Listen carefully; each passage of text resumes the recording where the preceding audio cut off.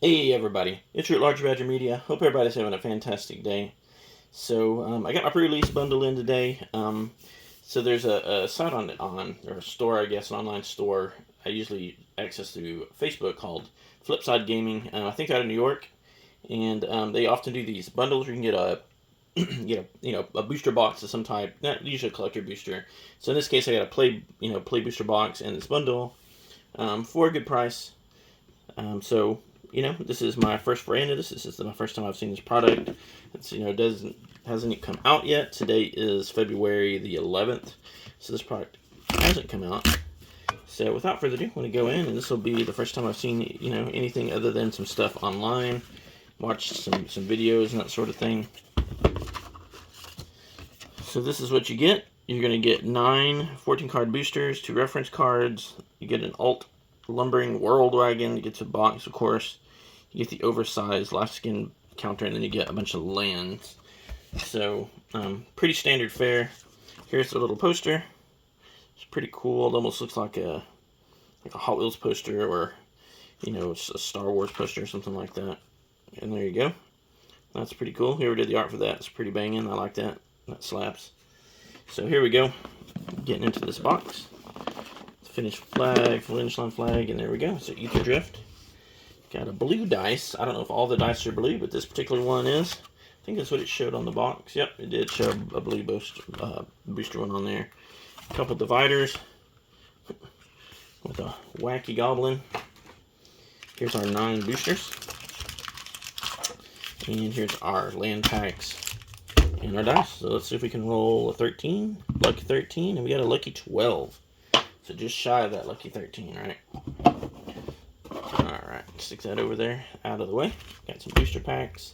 And I'll open these land packs first and kind of look at just kind of this, the bundle card. And I don't know if the Finish Line bundle comes with the same bundle card or not. I haven't paid that close attention to what you get in those. So there you go. There is the Lumbering World Wagon bundle version. And then the full art lands, which are pretty cool. These are all the foil ones, of course. And then you get all the foil non-full art ones. I'm going to toss that over there on the side. So there you go. And let's go ahead and dig in and kind of see what we get here. I know a few of the hits, like the Lotus and some of the Gear Hulks and that sort of thing, are pretty good hits. One of the Muyan Ling or something like that's a pretty good hit. There's a few other ones on there. I may or may not notice it when or recognize it when I hit. Oh, the Ether Spark, that's one. I'm not going to go super fast through the uncommons and commons just because I haven't seen them. But I'm not going to stop and read anything. So 4th uncommon. I will be interested to see if this set's going to be like, what... It's an Ape Druid. What style of play booster it's going to get. Is it going to be more like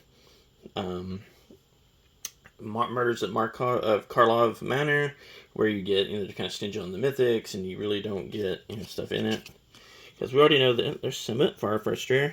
Because we know they already did some changes, right? Where we got less packs in the booster boxes, right? They're doing 30 instead of 36, and they moved away from doing those list cards to just doing the special guest cards, where it's like less than 1 a box. So Samut, the driving force, and that's it. Looks like for that box.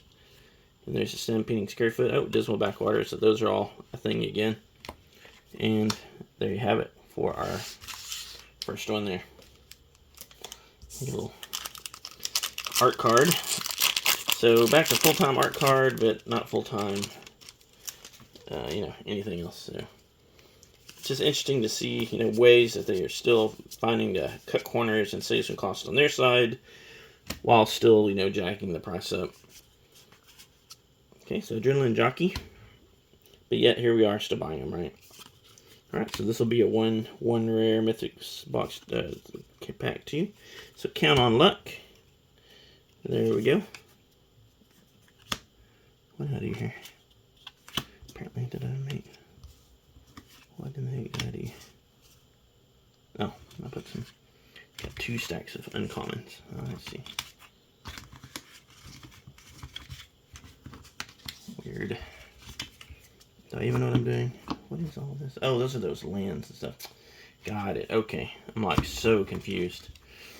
There we go. Sorry about that, everybody. That's because I wasn't paying attention to what I was doing. I was talking. Or as I like to say, running my mouth, right?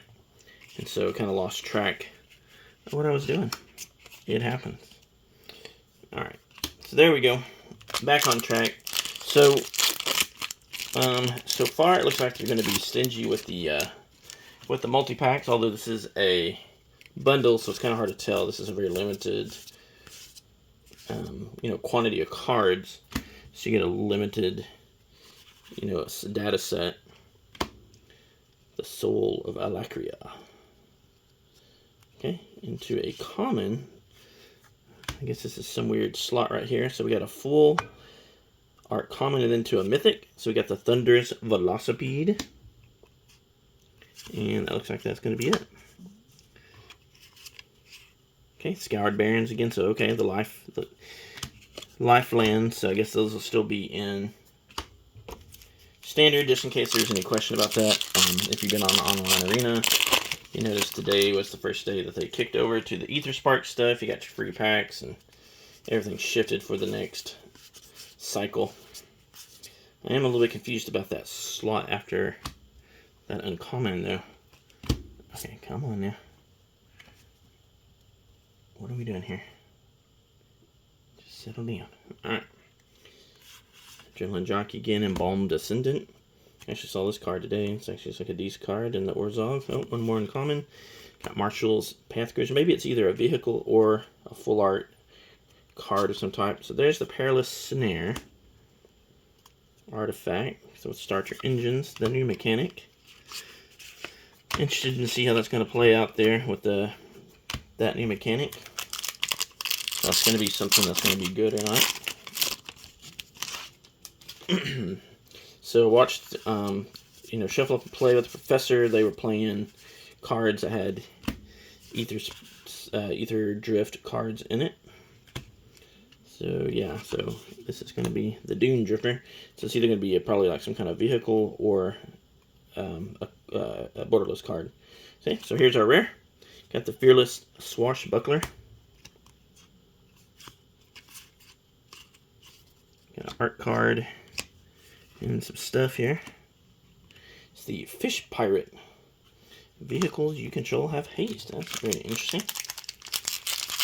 And I already saw the artifact that makes vehicles and mounts. Turns them into creatures, or it's like with mounts it saddles them up, and with vehicles it crews them. So that was an interesting artifact. I knew it was just a matter of time before that would be a thing. So Country Roads, taking you home. Here we go at the Burnout Bastronaut. Okay, so again another single pack. So you have to pull a multi-pack.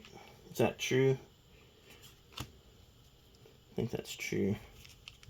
Although I might have pulled two out of that one with the Thunderous Velocipede. I don't remember. So certainly nothing spicy yet. Unless you're at home shouting, saying, well, actually, you missed the spice, bruh. Country Roads again with a little land there. It comes in tapped unless you have a mount or a vehicle, so that's interesting. Here's a robot, the diversion unit, and to another mythic. Ooh, a 1313, the Last Ride. That's cool. Oh yeah, I saw this one. So for 1313, but it gets minus your life total. So it's one of those ones where if you're gonna get it in early, you're gonna have to do some shenanigan. So that's just our last couple here. Hoping for some spice, but we'll see what we get here. There's some Broken Wings again. Road Rage, the Coral Tyrant, Detention Chariot, okay. Dredge's Insight. Yep, there we go, with our rare. The Bulwark Ox. We got Oxified, another uncommon. There's the max speed token. Alright, last chance for romance here. Let's see what we can do. So we can pull a little spice out of this pack.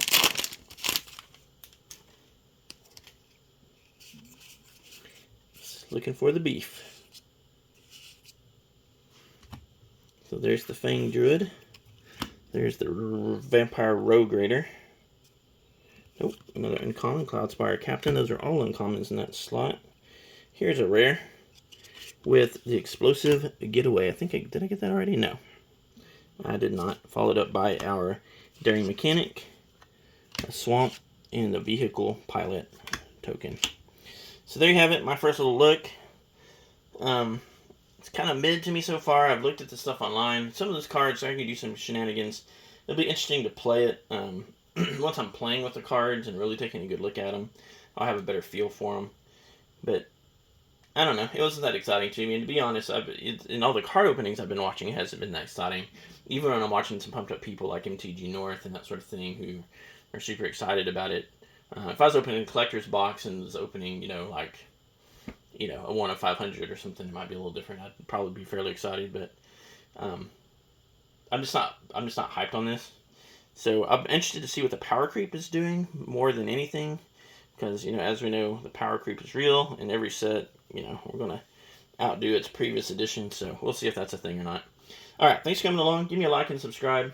Leave me a comment. Let me know what your thoughts really are about my opening. If I missed anything, or if you got F in the comments and all that business.